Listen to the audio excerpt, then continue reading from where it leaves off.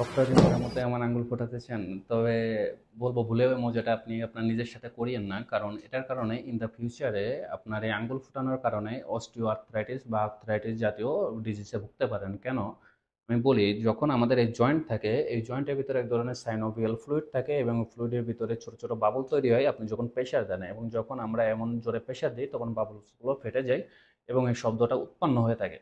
তবে হ্যাঁ, এটা মাঝে মাঝে উপকার। এটা হচ্ছে আপনি মাসে ১ ২ বার ৩ বার করছেন, এটা ঠিক আছে, কিন্তু প্রতিনিয়ত আপনি প্রেশার দিয়ে এটা করতে চাচ্ছেন, তো এটার জন্য আপনার ঝুঁকিপূর্ণ।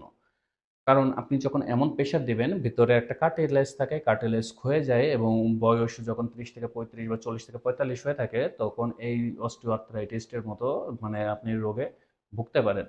তবে এই ধরনের আঙ্গুল ফুটানোর মতো যদি মজা করতে চান, তো আপনি নিজেই একসময় এমন একটা ডিজিজের শিকার হতে পারেন। তো আমি সাজেস্ট করব এমন ধরনের মজা নিজের সাথে না করুন এবং নিজের শরীরকে যত্ন নিন এবং টেক কেয়ার করুন। সুস্থ থাকুন, ভালো থাকুন। অন্য কোনো ভিডিওতে দেখা হবে।